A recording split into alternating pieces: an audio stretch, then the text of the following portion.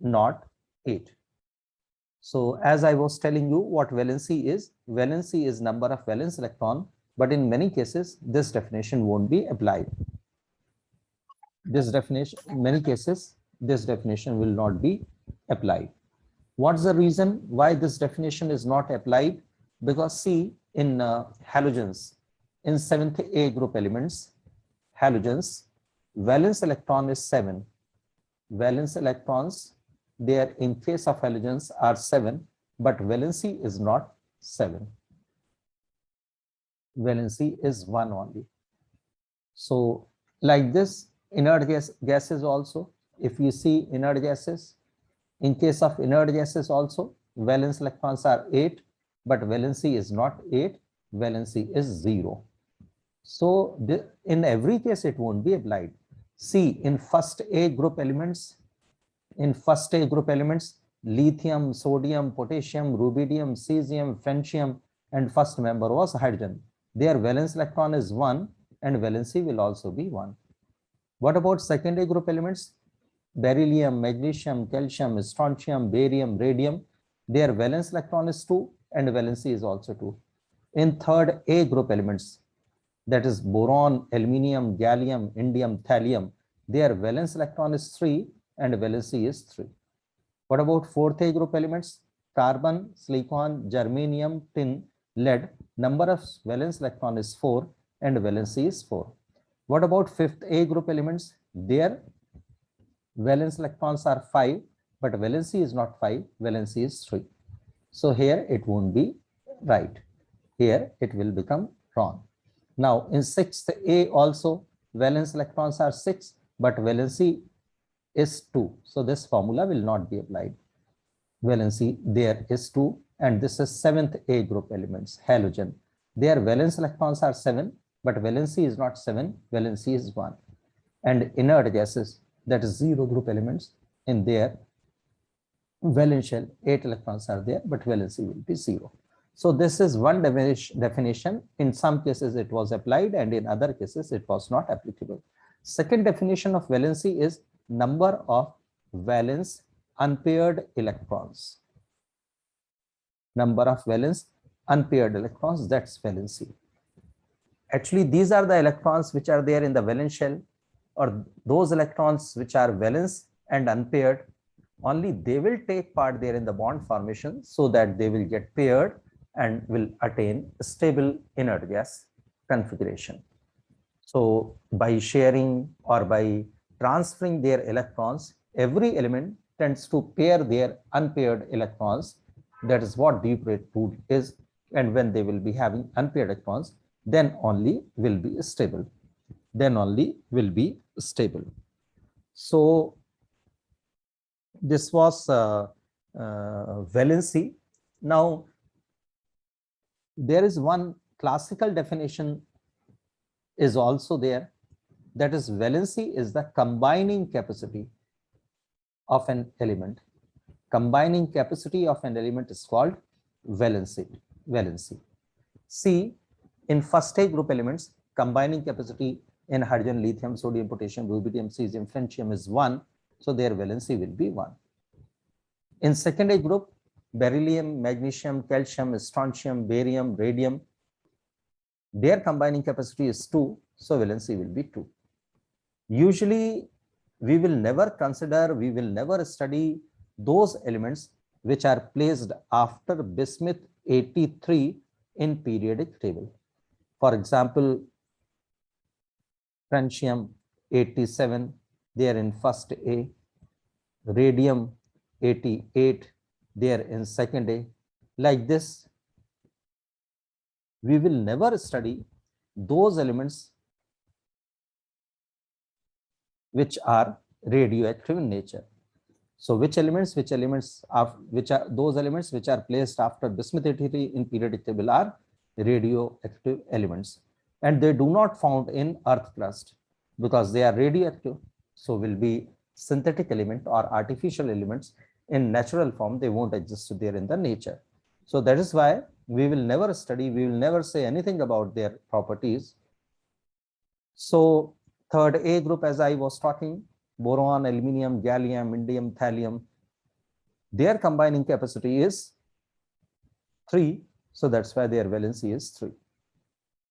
In case of halogen, their combining capacity is 1, fluorine, chlorine, bromine, iodine, so their valency will also be 1. In case of inert gases, rare gases, noble gases, or halogens, their combining capacity is 0, so that is why their valency is 0. 6th A group, their combining capacity is 2, that's why their valency is 2. Oxygen, sulfur, selenium, tellurium, polonium. In 5th A group, that is nitrogen, phosphorus, arsenic, antimony, bismuth, their combining capacity is 3, that is why their valency is 3. So on the basis of combining capacity also, we can define valency. And one more very important thing, valency and oxidation number. Valency and oxidation number or charge. Oxidation number or charge, both are one and the same thing. But oxidation number or charge may or may not be equal to valency. See, valency can be of two types. Valency can be of two types. One is electrovalency. One is electrovalency or ionic valency, and second is covalency. This is about valency. Number of electrons which takes part in the formation of ionic bond, number of electrons which takes part in the formation of electrovalent bond is called electrovalency or ionic valency. Those electrons which takes part in the formation of covalent bond are called covalency. Now see, here I am trying to differentiate this valency with oxidation number or charge. Valency is simply the oxidation number or charge. Valency is simply the number of electron which takes part there in the bond formation. Valency will never tell you whether electron is lost or electron is gained. Valency can never be fractional too, but oxidation number can be fractional. Oxidation number or charge can be fractional. Oxidation number or charge can be plus or minus, but valency can never be plus or minus. Oxidation number or charge means number of electrons lost or number of electrons gained. If there is loss of electron, then obviously there will be development of positive charge, and if there is gain of electron, then there will be development of negative charge. So valency and oxidation number are two different things. See, the valency of oxygen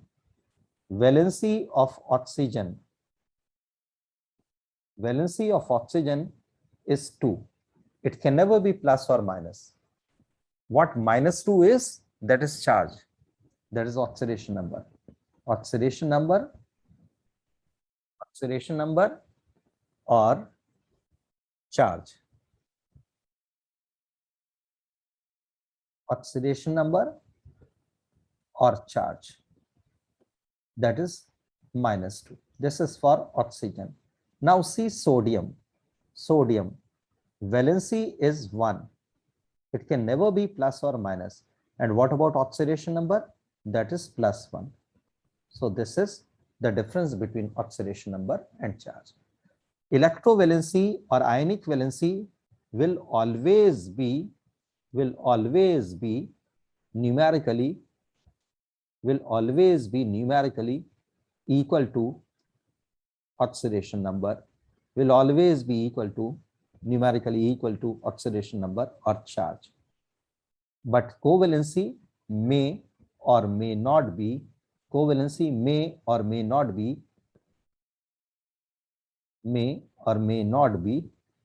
equal to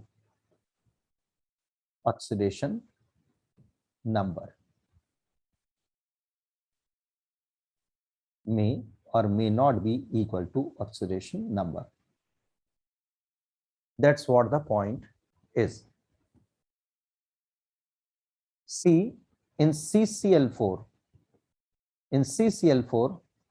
valency of carbon is always 4. Valency valency of carbon. Valency of carbon is always 4. Is always 4. But oxidation number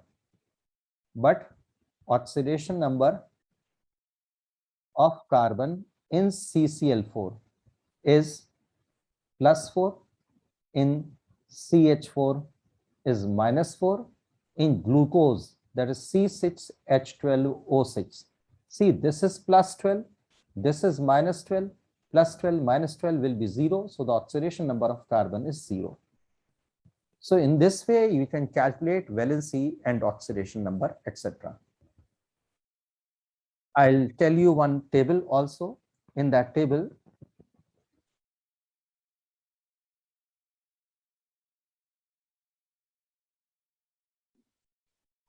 in this table, this is first A group and this is first A, this is second A group. Now, this is third A, this is fourth A, fifth A, sixth A, seventh A, and 0 group. This is third A group, this is fourth A group, this is fifth A group, this is sixth A group, this one is seventh A group, and this is 0 group. In old books, instead of 0, you will get 8th A. If you see group number, this is group number 1, 2, this is 13, 14, 15, 16, 17, and 18. Here, group number 3 to 12 will be there. They are in D block. See, here we will be talking about the valency. Valency with respect to halogen, and valency with reference to hydrogen. 2 points are there. If you see valency with respect to hydrogen or valency with respect to hydrogen, then the valency of D block elements, in every context will always be variable valent. If you see with respect to hydrogen, the valency of,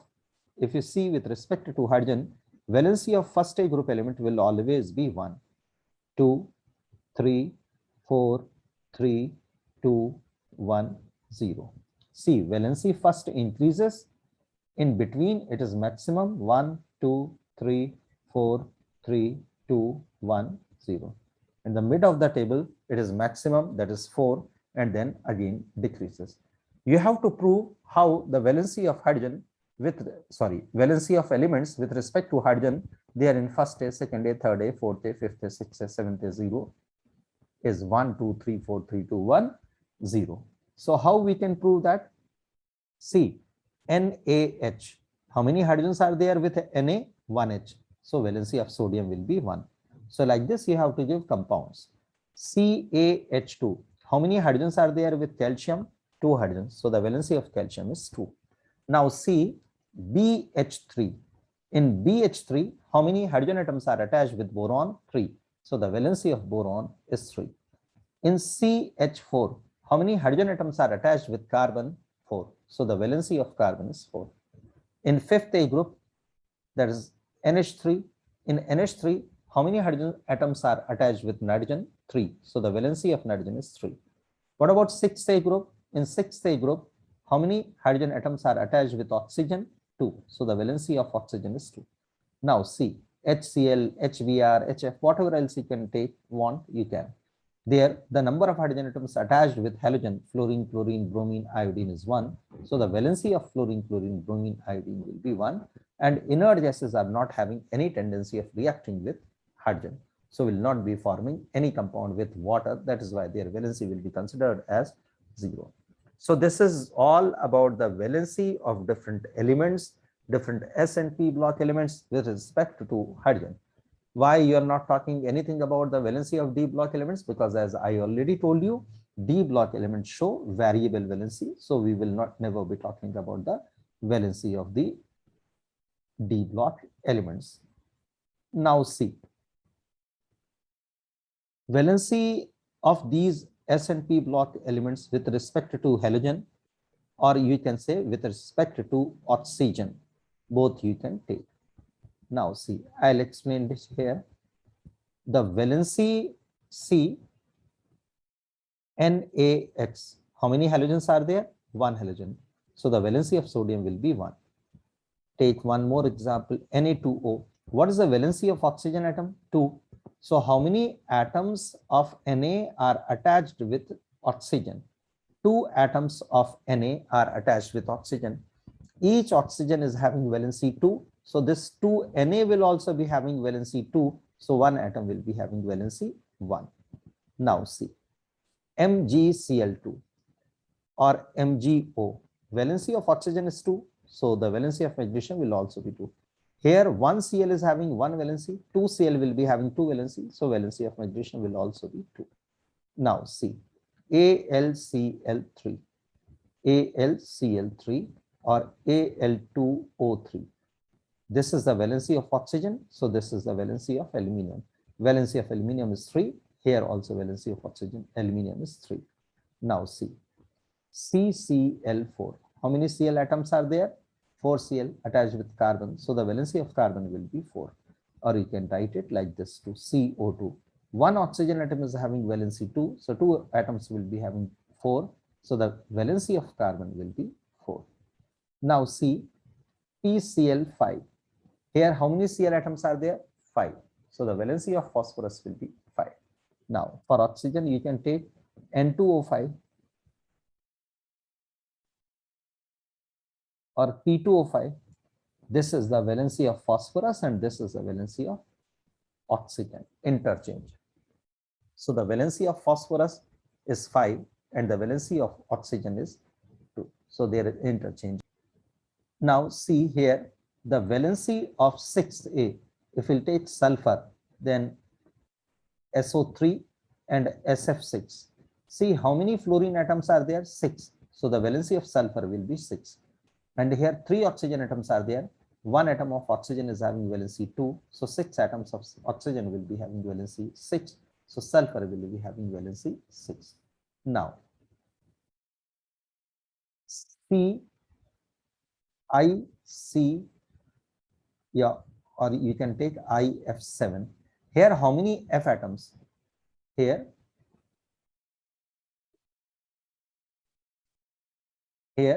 how many F atoms are attached? 7 F atoms are attached with iodine.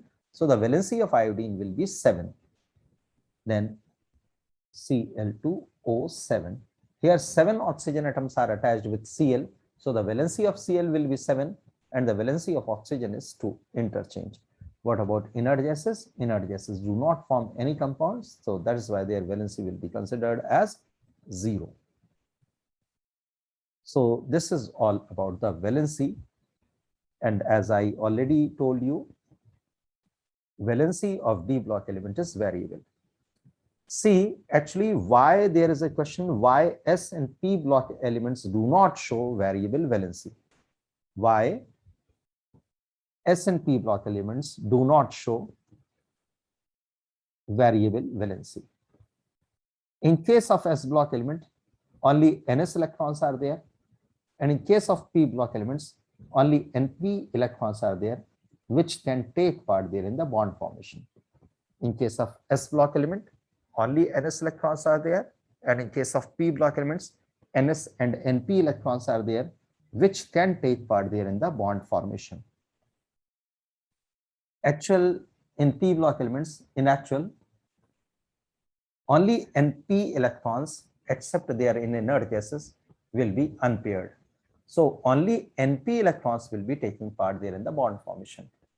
In case of Ns electrons there in first A and second A, that is in S block element, first A will be having unpaired electron and second A will not be having unpaired electrons, but by excitation those electrons will be taking part there in the bond formation.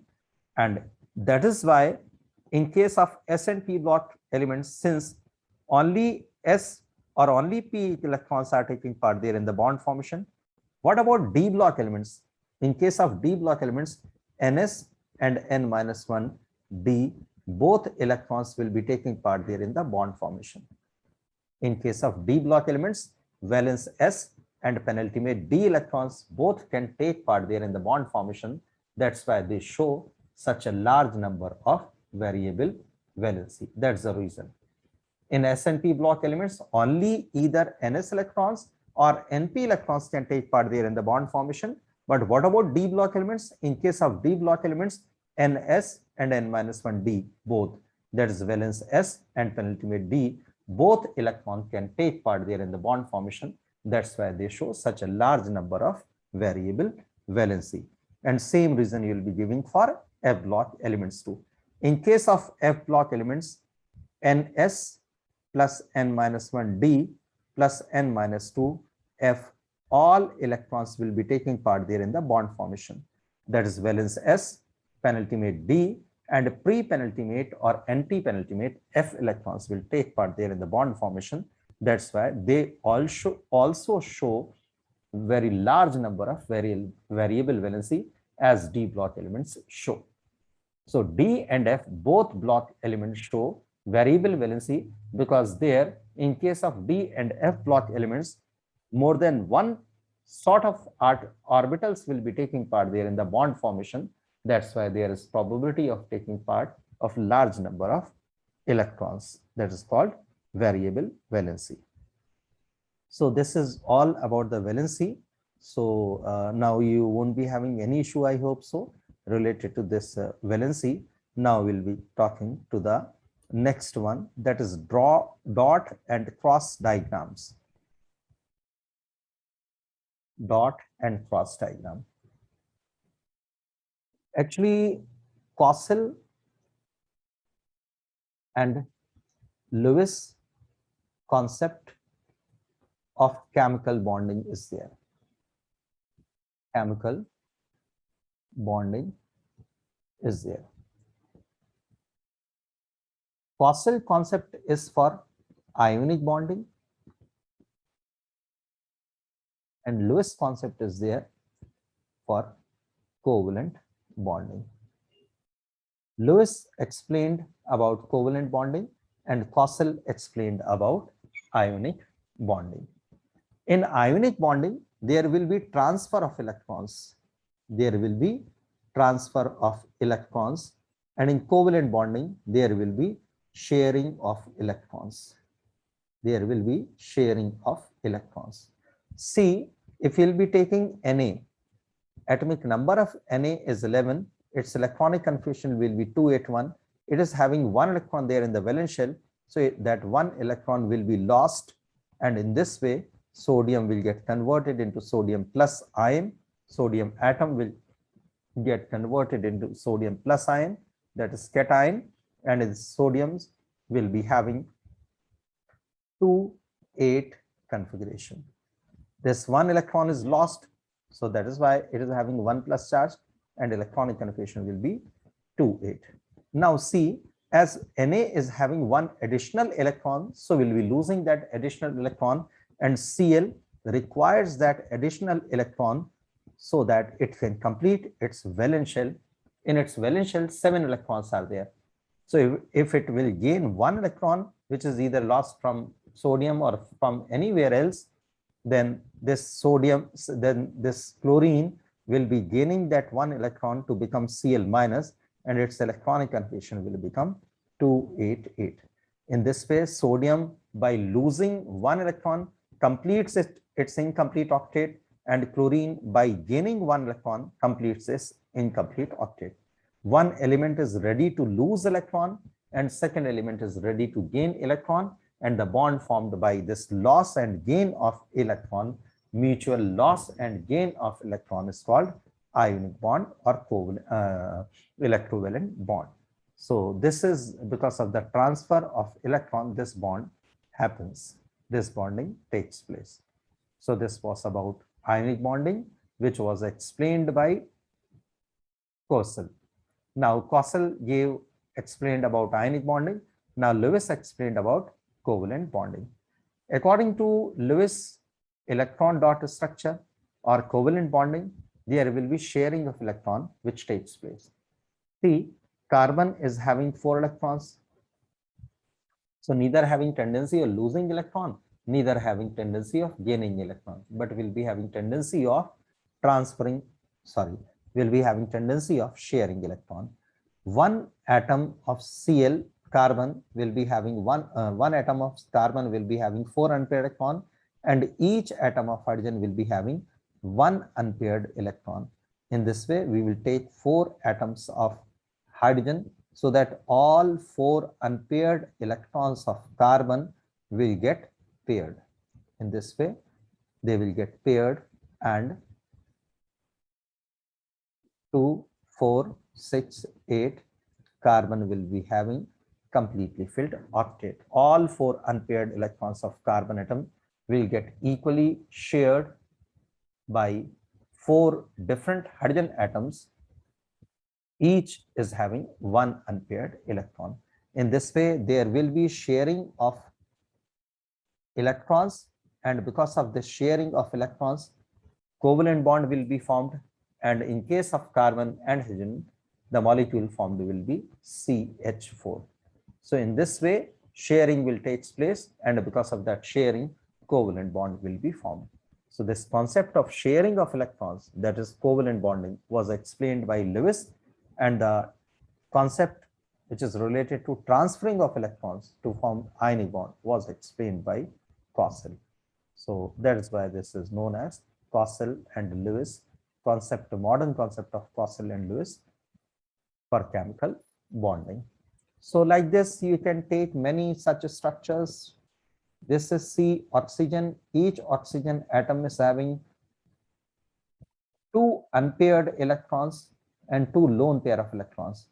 Electrons which are unpaired are called bonding pairs, and electrons which are paired are called lone pairs or non-bonding pair of electrons. So this oxygen is having 2 lone pairs of electrons and 2 bond pairs of electrons. Now we'll take 2 atoms of hydrogen.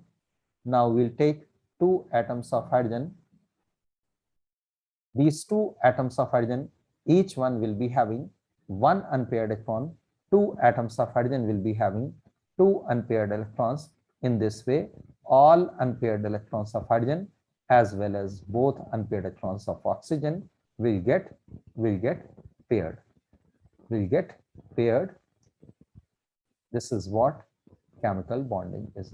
Now see, this oxygen is having 2 lone pairs, that is 4 electrons, and 2 bond pairs, that is also 4 electrons. So total 2, 4, 6, and 8 electrons are there in oxygen. And hydrogen is a small atom, so it is having only 1 shell.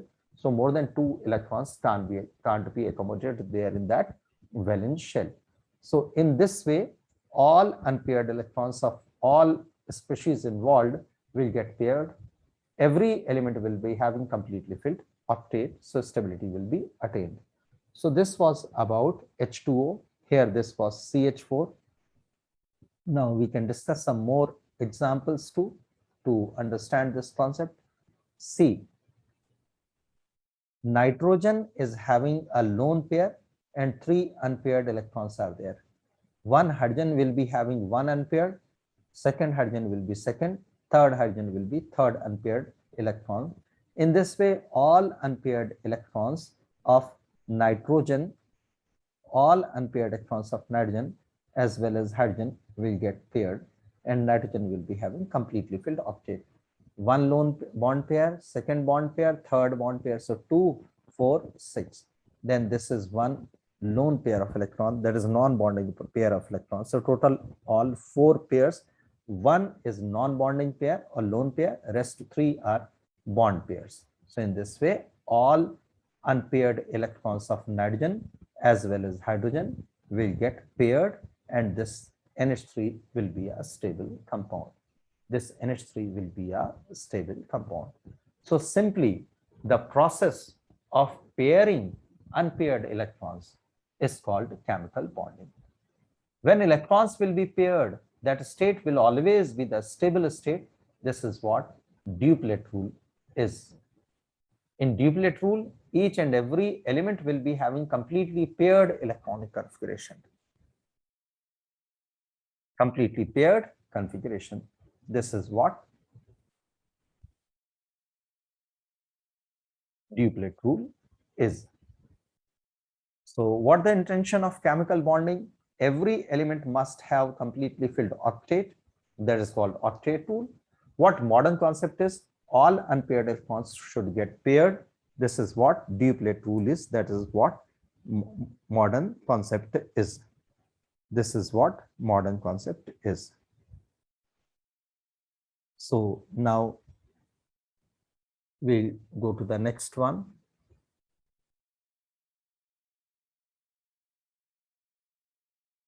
That is this chemical bonding, this valency is very, very important. So this all is over. Now I'll see what next topic is. Valency, if you know periodic table, then it will be very easy for us to handle valency. If we don't know periodic table, then it will be difficult for us to handle this valency. And if you know valency, if you know periodic table, if you know electronic configuration, then only we can handle entire chemistry, entire chemical bonding, entire chemical reactions. And this is what chemistry is. Just I'm trying to open your book.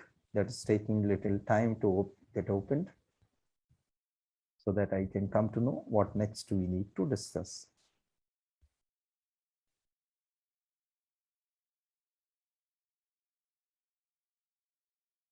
I'll discuss one or two more compounds so that I can explain this bonding, covalent bonding and ionic bonding. See, I'll take one or two more examples. See, H2SO4, sulfur is having 6 electrons, 4 pairs, that is 2 pairs, sorry, 4 electrons are there in the form of non-bonding or lone pair, and 2 electrons are there in the form of bonding, means 2 unpaired electrons. See, what I was talking about, I was saying H2SO4. What I was saying, H2SO4. What H2SO4 is? H2SO4 is sulfuric acid. What H2SO4 is? Sulfuric acid. See, sulfuric acid is H2SO4, in which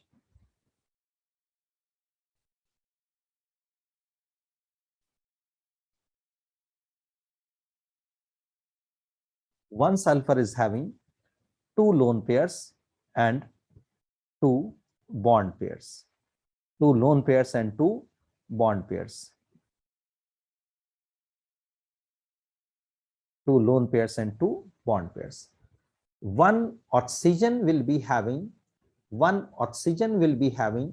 2 unpaired like as sulfur and 2 lone pairs like as sulfur. Another oxygen atom will also be having 2 unpaired and 2 lone pairs. One hydrogen atom will be having 1 unpaired electron. Another hydrogen atom will also be having unpaired electrons. So in this way, both unpaired electrons of both hydrogen atoms will get paired by overlapping unpaired electrons of oxygen, 2 unpaired electrons of oxygen. Now see here, hydrogen is having completely paired electronic configuration. There is no unpaired electron. That is what the target there in chemical bonding is. Now see, this oxygen this unpaired electron of oxygen will overlap this unpaired electron of sulfur, and this unpaired electron of oxygen will overlap this unpaired electron of. In this way, all unpaired electrons of oxygen will get paired. In this way, all unpaired electrons of oxygen will get paired. Like this, in this case also, all unpaired electrons of oxygen will get paired by overlapping 2 unpaired electrons, one from sulfur and one from hydrogen atom. So now see, hydrogen is having completely stable configuration because all electrons are paired. They are in both hydrogen atoms. and both oxygen atoms are also having stable configuration because they are all unpaired electrons, they are paired, and octet is also complete. Now see, now focus on sulfur. See, what about sulfur? This sulfur is having 2, 4, 5, 6. One, this electron will be overlapped, and one, this electron will be shared. In this way, this sulfur is also having 2, 4, 5, 6, 7, and 8 electrons. So all electrons, unpaired electrons of sulfur also get paired. All electrons of sulfur here are paired. Now see,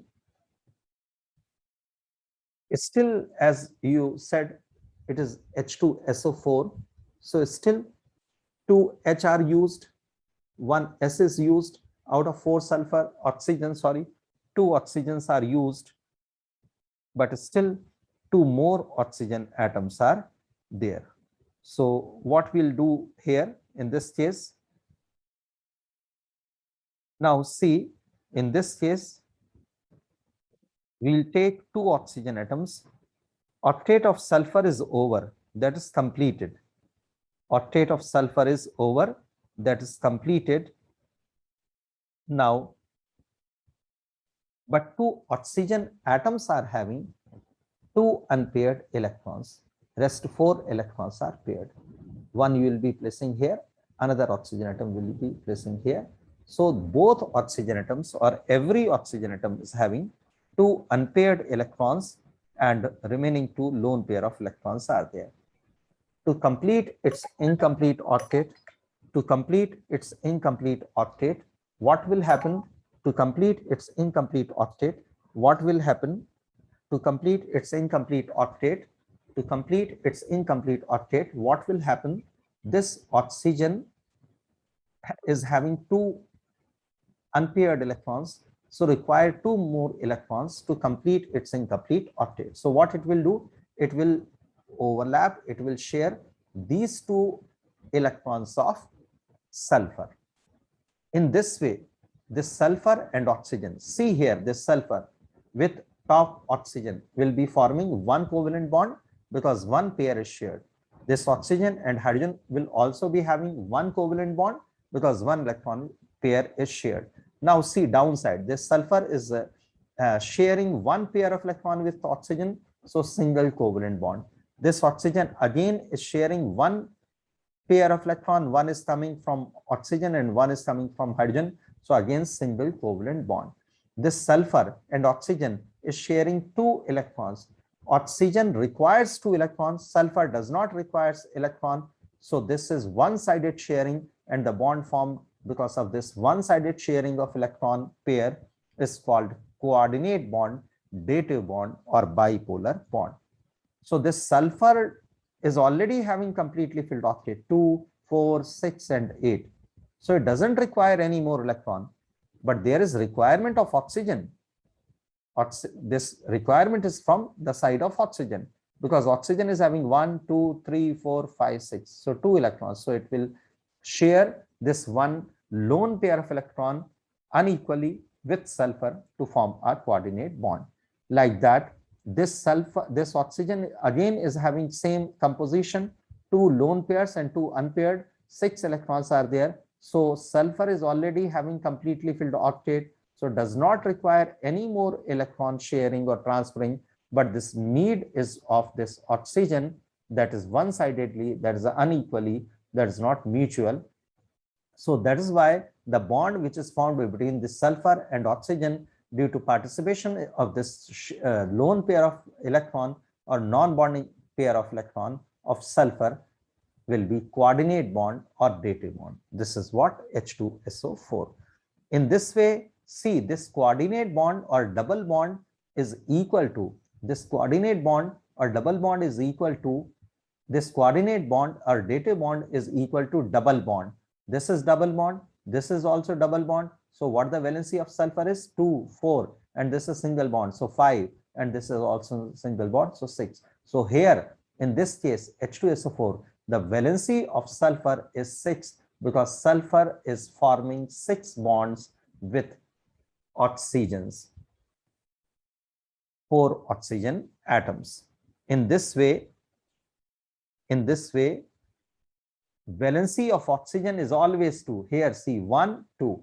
Here see 1 and 2. This oxygen also is having 2 valency. This oxygen is also having valency 2. So in this way, all elements will be satisfying their valency. As we know, the valency of hydrogen is 1. So number of bonds which an element can form, that is called valency. Number of bonds which an element can form, that is called valency. This is what the combining capacity is. So in this way, some other day, just remind me about this coordinate bond. Once you will be having good command over this coordinate bond, then I'll tell you the modern concept related to this coordinate bond also. Another concept related to this coordinate bond or dative bond, that also I'll tell you. I'll give you one more example so that this concept will get over. HNO3. HNO3. See, nitrogen is having 5 unpaired electrons. One oxygen will be having 2 unpaired electrons and 2 bond pair of electrons. This one hydrogen will be having 1 unpaired electron. This will overlap this unpaired electron. In this way, hydrogen's unpaired electron will get paired.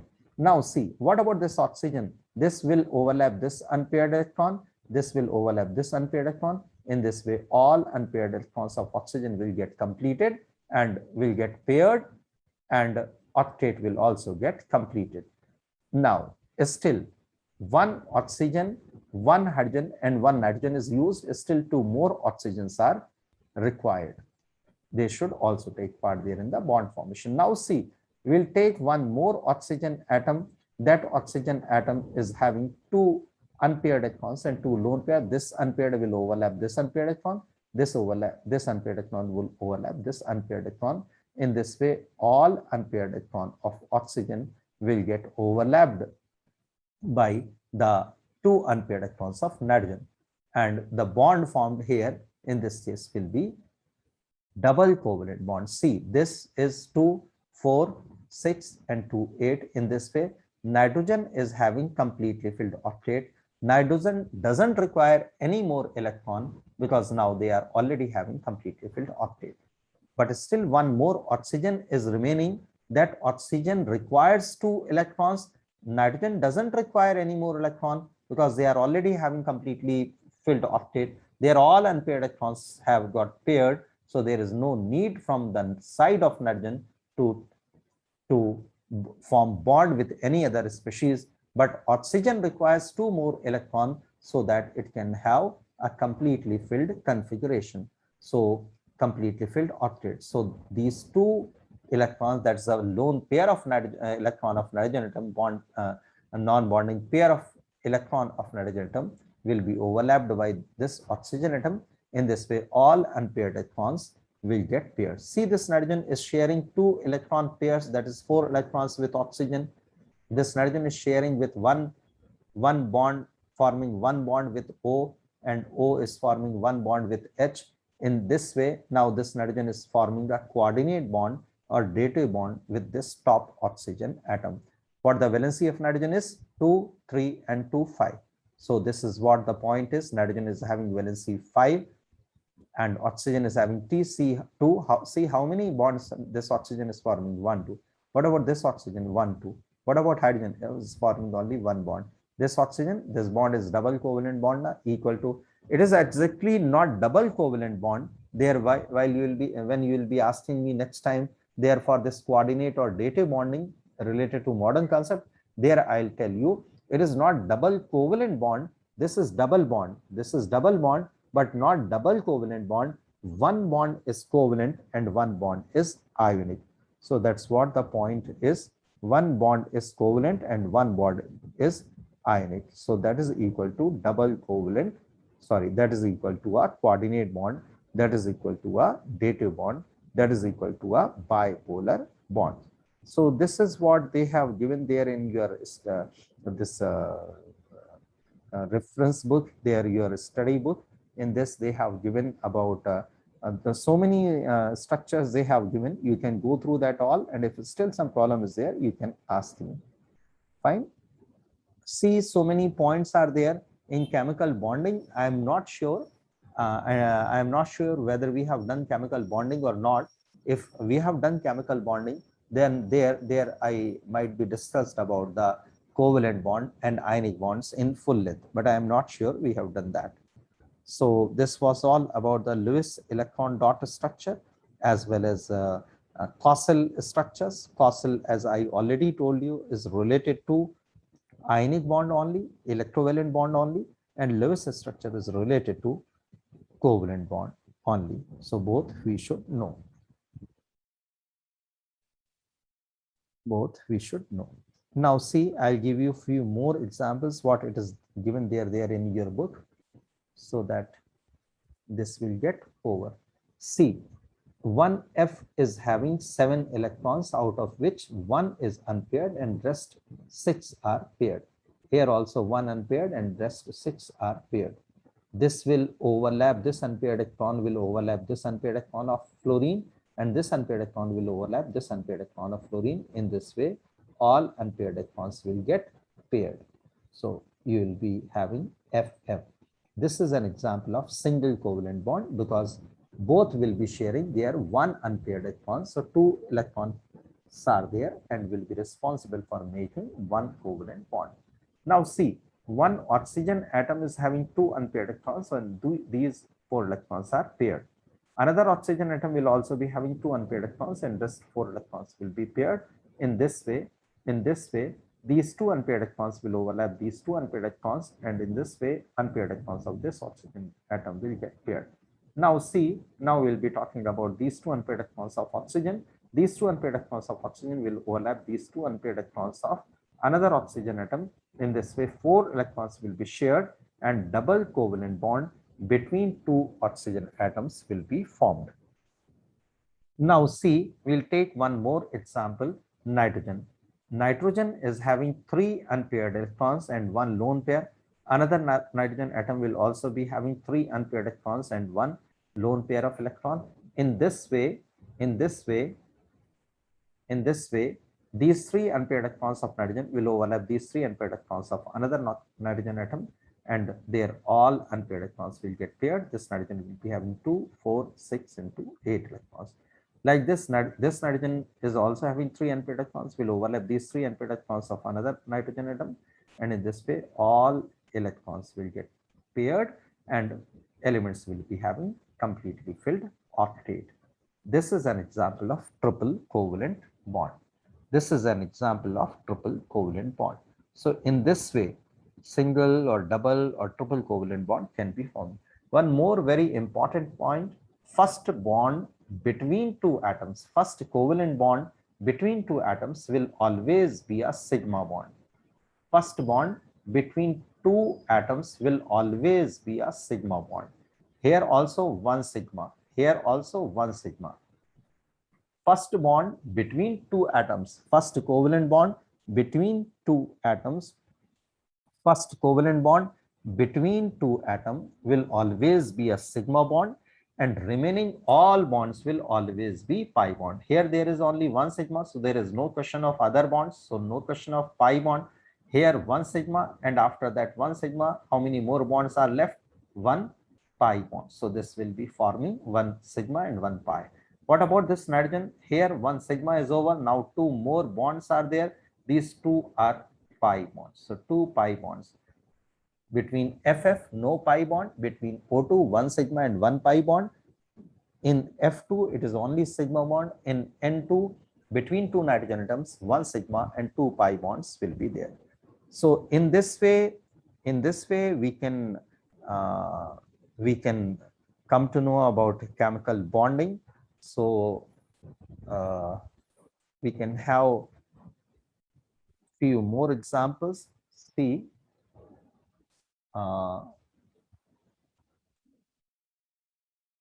one carbon is having 4 electrons and one oxygen is having 2 unpaired electrons. These 2 unpaired electrons of oxygen will overlap these 2 unpaired electrons of carbon. In this way, all unpaired electrons will get paired and the octet of oxygen will also get over. Now another oxygen atom will also be having same 2 unpaired electrons and just 4 paired electrons. These two unpaired electrons of oxygen will overlap these two electrons of carbon. In this way, octet of this oxygen atom will get completed. Now see, what about this carbon? This carbon is having these two electrons, so will overlap these two electrons so that their unpaired electrons will get paired. And like that, these two unpaired electrons of carbon will also overlap these two unpaired electrons of oxygen. In this way, this carbon will also be having now completely paired configuration and completely filled octet. So all electrons in this way through bonding will get paired, and all elements in this way through bonding will be having completely filled octet. So this is what chemical bonding is. So valency and this electron dot structure and Lewis structures are over. What next is, that's a different topic. In this much time we can't finish it, so we won't be starting it now. In next class we will be doing that. That is reaction of metals with air and reaction of metals with dilute acids. Actually, there was a reactivity series of metals that we did there in first time there in our life, there in class 6th, then 7th, then 8th, then 9th, then 10th. And if you'll be going for science there in 11th, 12th, then also the same thing you will be doing, and is very important and will be deciding the reactivity series, reactivity order of metals. And that's very important and will be making your chemistry easy too. So we should remember that series. I'll let you know the method how you can remember it, but you have to practice, then only you can remember it, then only you can retain it, and then only we can do reactions based on that electrochemical series. Fine. Okay. Thank you very much. That's all for today. Thank you very much. Bye. Take care.